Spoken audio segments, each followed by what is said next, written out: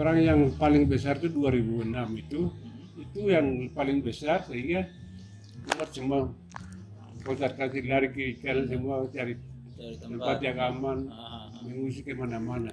Dan mulai lahir perang itu 97, tahun 97 itu lahir perang.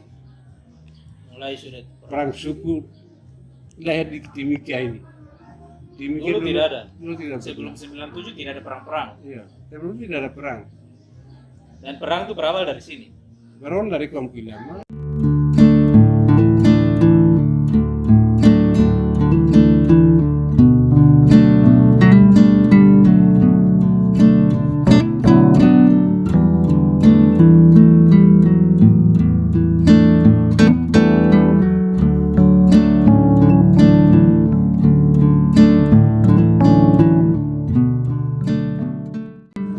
Halo Bapak Ibu, umat terkasih, sahabat Tiga Raja dimanapun Anda berada yang masih setia menemani kami atau masih setia bersama dengan kami di channel YouTube Multimedia Tiga Raja.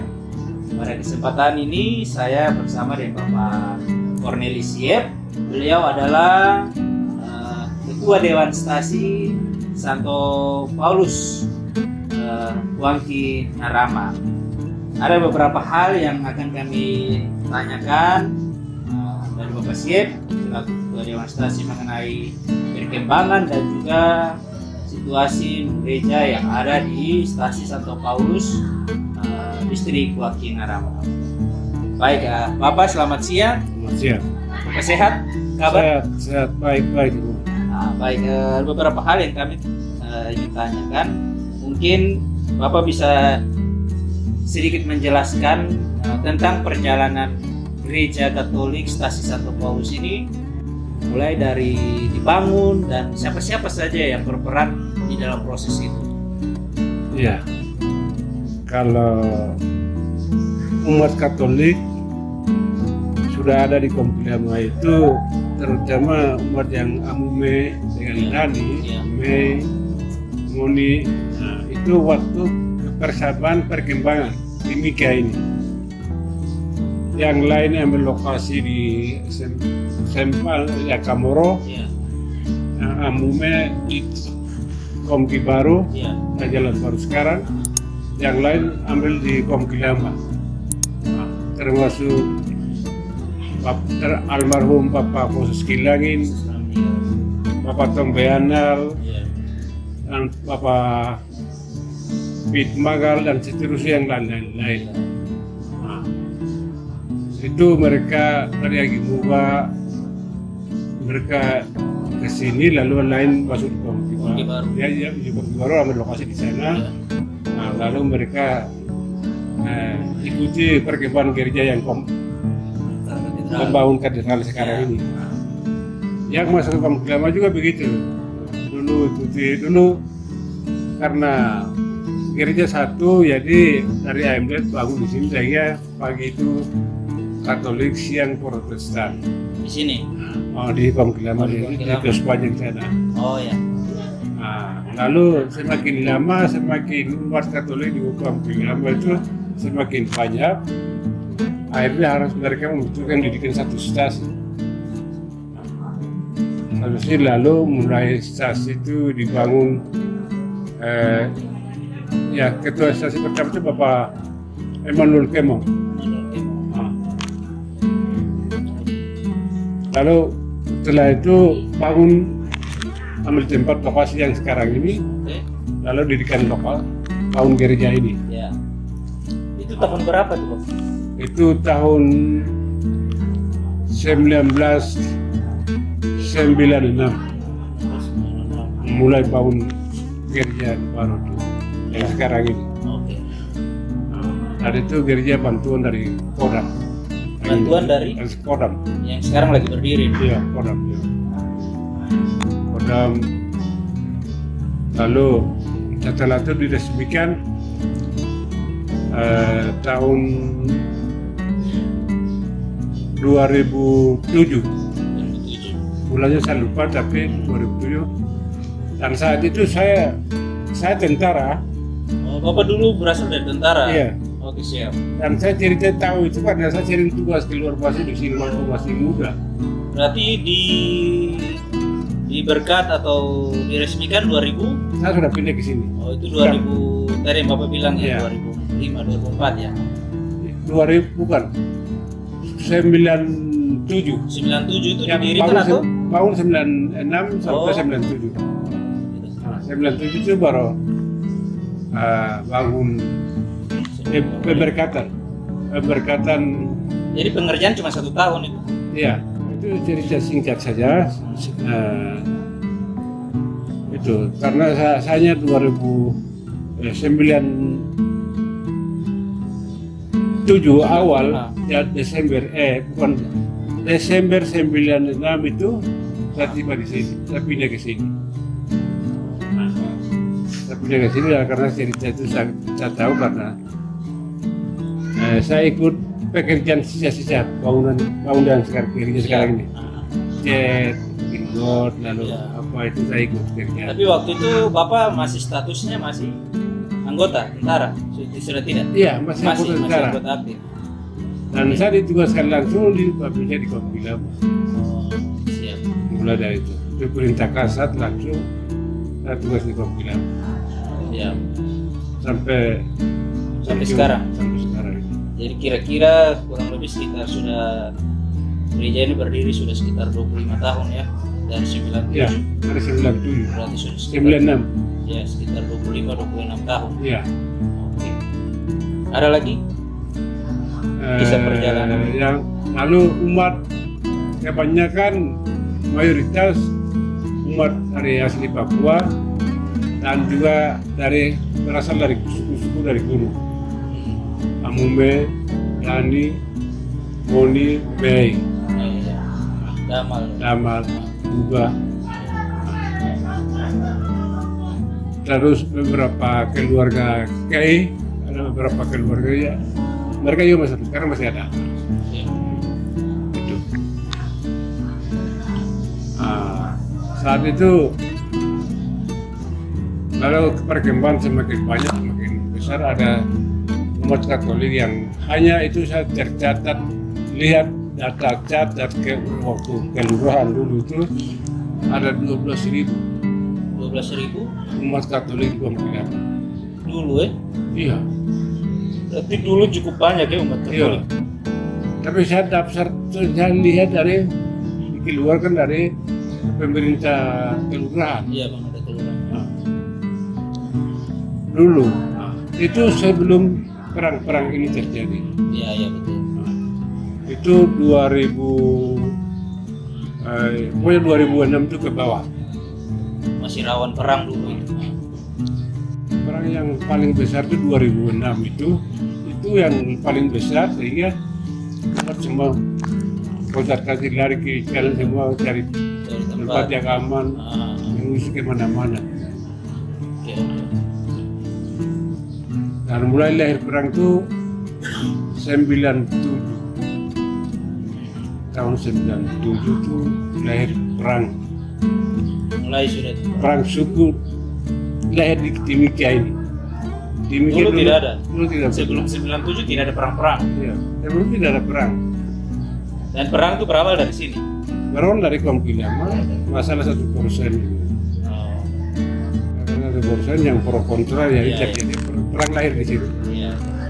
Setelah lahir, ya lanjut terus sampai ya terakhir yang kemarin beberapa tahun yang lalu. Iya. Saat ini sudah mulai aman. Sudah mulai aman ya. Dan masyarakat banyak umat khususnya umat gereja Katolik ya 12.000 tadi sudah berkurang, sekarang itu ada sekitar 40 kakak yang sisa. 40 kakak. Nah, kurang lebih itu yang tinggal di sini. Tinggal ya. Itu yang mereka tersisa.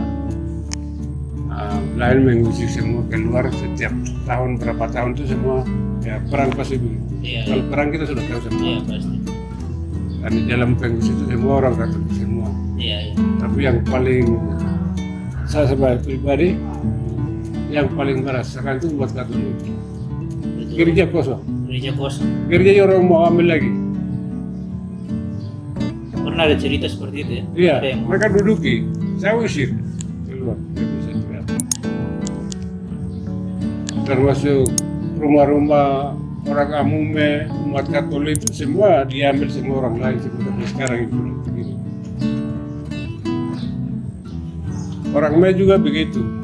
ini Keluar dia bangun kapela Tilmas yang itu. Tilmas, ya. Itu mereka dari semua dari sini. Kombas Tilmas di sini. Oh, di sini dulu ada Kombas Tilmas. Itu Kombas mereka di sini. Tapi karena perang mereka mau pindah di kota, akhirnya di belakang Nama TV tahu Tilmas itu orang bawah. Orang bawah bangun besar. Kombas Tilmas lalu sekarang kapela Tilmas itu. siap. Nah, termasuk yang Jayanti. Stasi Maria Immaculata Ya. itu juga Sebagian dari keluarga Moni. Mereka itu umat stasi di sini Kombas satu Kombas namanya Maria Immaculata. Mereka saat mengungsi itu tuh nama Kombas mereka bawa. orang mereka bawa. Gitu ya. Lalu mereka pindah ke sana masuk paroki SP3 lalu mereka bangun stasi. Iya. Mereka punya stasi sendiri. Ya, stasi khusus orang Moni. Yang lain, yang Amume, yang nampak dari kelompok itu keluar itu semuanya di 32, di 32. 32. Kantor masa dulu bangun itu, Iya, iya. di situ ada. Nah, yang itu mereka kembali ke sini setelah aman. Iya. Mereka kembali ingin orang tua mereka bangun di situ. Termasuk yang Dani. Dan yang tinggal di SP3 itu mereka tidak bangun stasi, bangun apa, Mereka tidak kembali. mereka kembali. Maksudnya kembali yang sampai sekarang ini kembali hari Minggunya sembahyang di sini. Tapi saya tidak daftar mereka sebagai anggota umat di sini tidak bisa. Saya bilang ya, saya tidak bisa daftar kamu di sini. Kamu sudah daftar di Kompas masing-masing di ada di mana ya kamu di sebagai anggota Kompas di sini. Iya. Saya tidak bisa daftar di sini. Nah, hari Minggu mau sembahyang silakan kau daftar. Silakan datang. Nah, itu yang sampai sekarang seperti ini. Nah, termasuk pengumuman pelayanan sakramen. Iya, karena sudah terbiasa ke orang baku kontak begini, ya ini sudah apa-apa kita daftar saja di sini. Kadang-kadang itu masalah, melanggar, kadang-kadang kami salah serba salah. Itu sudah. Ah, Baik, Bapak Ibu, terima kasih ya. Cerita panjang kurang lebih ya, sejarah pembangunan pendirian gereja Katolik Stasi Santo Paulus distrik Kuantinarama ini berjalan cukup panjang, ditambah dengan tadi yang Bapak sampaikan bahwa dulu sering terjadi perang suku yang mengakibatkan banyak warga Katolik atau umat Katolik yang mengungsi atau berpindah tempat di seputaran kota Timika maupun yang berada di SP3 dan SP2 yang mengakibatkan warga atau umat ya Stasi Santo Paulus saat ini kurang lebih sekitar 40 kakak. Ini berbanding terbalik dengan situasi sebelum perang dulu yang tadi Bapak ceritakan sekitar 12.000 umat Katolik yang ada di Stasi Santo Paulus ini. Berikut Bapak mungkin sedikit tentang gereja ini. Yang Bapak tahu kira-kira gereja ini ukuran berapa ini? Yang Bapak tahu ukuran gereja? 32 panjangnya. Panjang Lebar itu ada sekitar 16 ke 17 meter itu. 30 sekitar kali 16. Ya tadi kami perhatikan gereja cukup besar. Itu kira-kira bisa menampung berapa banyak umat? Kalau hari besar begitu penuh, itu kira-kira berapa umat yang bisa? Hari besar itu kira-kira mungkin tidak sampai 1000. Tidak sampai ya? Mungkin 500. 500 saja bisa mampu. Iya. Karena gereja ini dia punya desain hampir sama dengan gereja katedral lama. Ya, Iya. kita kalau lihat di dalam, kalau ada umat yang datang, mereka lihat di gereja di dalam, nampaknya seperti gereja katedral yang lama, Iya. gereja dulu yang masih sebelum dibangun katedral itu. Ya kurang lebih sekitar 500 umat dapat memenuhi gereja Stasi Santo Paulus ini. Lantas berikut Bapak, untuk tadi Bapak sudah sampaikan jumlah umat kira-kira 40 40 kakak. Nah, 40 kakak ini dia terbagi dalam berapa kombas?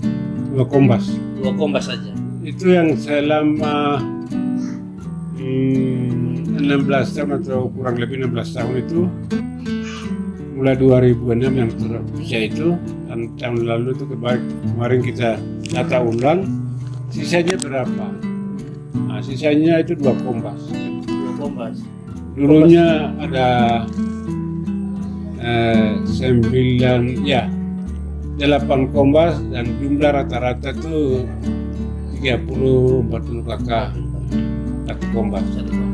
Tapi karena masalah tadi saya sehingga yang tersisa kembali kita data ulang, jadi 2 kombas, betul jadi 2 kombas. Sisa-sisa itu. Yang lain itu karena mereka mengungsi keluar, itu ada mereka kampung keluarga, itu yang mereka datang ibadah di sini, ya, bisa di sini. 2 kombas ini kombas apa saja? 2 kombas ini Pakai Mikael dan Santa Veronica. Tadi saya dengar di acara syukuran itu ada kelompok kategorial, itu kelompok kategorial apa? Nah, itu kelompok kategorial itu juga dari keluarga Dani, khususnya keluarga Dani. Khusus keluarga. Nah, keluarga Dani itu mereka punya kelompok kategorial di luar, di luar kombas Luar itu, dari kombas itu. itu seperti yang lain keluarga Katolik Batak itu. Nah, Tapi itu dia berkala, khusus di Kuntilanak saja. Mereka bukan keluarga ada di sini sehingga mereka selalu datang ke sini. Yang tadinya ke SPSP itu termasuk ya orang keluarga Dani semua.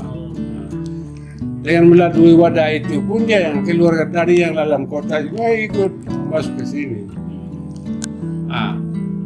Itu hanya bukan masalahnya ya, itu hanya untuk memberikan motivasi, memberikan semangat yang tersisa ini. Mereka sebagai daftar umur sebagai itu tetap di kombas masing-masing, di partu masing-masing. Oke. Tapi hanya untuk datang karena hubungan keluarga dan sekaligus memberi motivasi untuk umat yang di sini. Oke. Tadi saya perhatikan di dalam ibadah tadi saya tidak bisa lihat kira-kira suku mana. Tapi yang lebih mendominasi di gereja Santo Paulus ini kira-kira dari 5 suku, 7 suku ini suku mana yang paling dominan di gereja? Yang Amume dan Dani. Amume dan Dani. Yang tadi yang Mon dan Mei tadi mereka bikin capella di luar tanpa administrasi, makanya mereka tidak bisa kembali. Oke. Lantas terus pada saat setiap hari Minggu ada misa atau ibadah sabda di sini, pastor atau diakon atau siapa yang biasa datang di ibadah? Jelas jadwal itu semua kita ikuti jadwal misa dari paroki. Tapi akhir-akhir ini sepertinya pastor lebih sering datang. Tergantung karena umat juga tahu bahwa pastor 3 raja itu hanya 2. Hanya 2 ya, jadi 2 itu katedral pun bisa saat ini juga 2 kali. Kalau corona tidak ada lagi nanti 3 kali lagi. Itu juga. Mereka juga harus cari waktu berkunjung. Tapi bukan kenapa saja, tapi yang kapal yang lain itu juga. Terus untuk di dewan untuk pengurusan dewan stasi Bapak, apakah ada orang lain selain Bapak yang membantu pengurusan dewan stasi? Sampai saat ini pengurus stasi tidak ada. Saya dulu waktu 2004 itu saya dipilih ketua desa. 2004? Itu dengan badan pengurus lengkap, bro. Lengkap. Tapi pengurusi masalah keluar dari perang itu satu-satu keluar, tinggal saya sendiri. Tinggal kepala sendiri, tinggal ketua sendiri. Dan sampai saat ini kami tidak pernah hanya mengaku dewan saya, tapi dewan saya sebenarnya tidak ada. Dewan saya tidak ada. Tergantung dari siapa yang hanya Bapak Cornelis Siap saja ada. Bersedia. Mungkin terkait di masa lalu saya sebagai ketua dewan saya, ya sudah mungkin saya mengaku dewan saya. Tapi kenyataannya dewan saya konfirmasi tidak ada. cukup miris ya karena kembali lagi situasi perang seperti itu. Jadi kita berharap di depan mungkin ya gereja ini dia lengkap pengurus dan mungkin umatnya juga lebih aktif lagi seperti Kalau itu. berbicara struktur dewan, berarti Bapak siap sini ke ketua dewanisasi, wakil ketua, sekretaris, bendahara, dan seksi-seksi. Semua lapis. Iya. Dan ya memang begitu sekarang ini. Ya kita sih berharap dengan ada pelantikan OMK ini mungkin ada sesuatu yang berubah, ada bantuan dari adik-adik atau teman-teman orang muda untuk membantu Bapak Siep untuk Dewan Stasi. Sebenarnya bukan kita menghilangkan, bukan ada apakah tidak ada Dewan Stasi, kenapa Bapak Siep sendiri ada. Pertanyaan itu Bang, pasti orang tanya. Tapi bukan kami tidak mau, kami tidak bisa. Sebenarnya bisa Dewan Stasi umat yang sisa bisa. Tapi umat yang sisa ini rata-rata itu mama-mama janda, anak-anak yatim piatu, ya rata-rata mereka tidak sekolah juga, dan orang-orang tua beberapa orang tua, tapi mereka juga orang-orang petani semua. Tidak ada orang yang kerja di Pemda, tidak ada orang kerja di Freeport atau pegawai lain yang anggota tetap saya di sini, tidak ada. Sehingga sampai sekarang dengan pembentukan kembali kan Kompas 2, Kompas Hidupan tadi, dan harapan calon-calon Dewan Stasi datang dari 2 Kompas. Dari Kompas itu ya. Itu yang kita kegiatan semua seperti hari ini lakukan seperti itu, kita munculkan tuh panggilan tuh. Akan muncul di situ, baru nanti saya gambar roka. Ada orang yang baru kita bicara Dewan Stasi. Dewan Stasi. Itu saya mikir bayangan saya ke depan begitu. Iya. Baru saja kita lewati situasi pandemi COVID.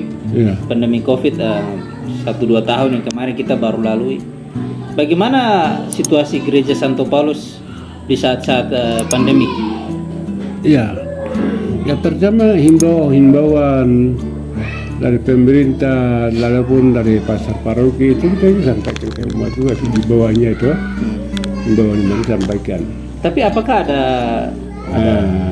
umat berkumpul sembahyang? Tidak ada, karena mengikuti paroki katedral. Iya, kita selama ini yang datangnya berapa orang kita seperti hari ini kumpulin. Dulu hanya beberapa orang yang sisa itu saja. Iya. Mereka datang, kita ibadah sabda saja. Beberapa paling ada 10 orang datang.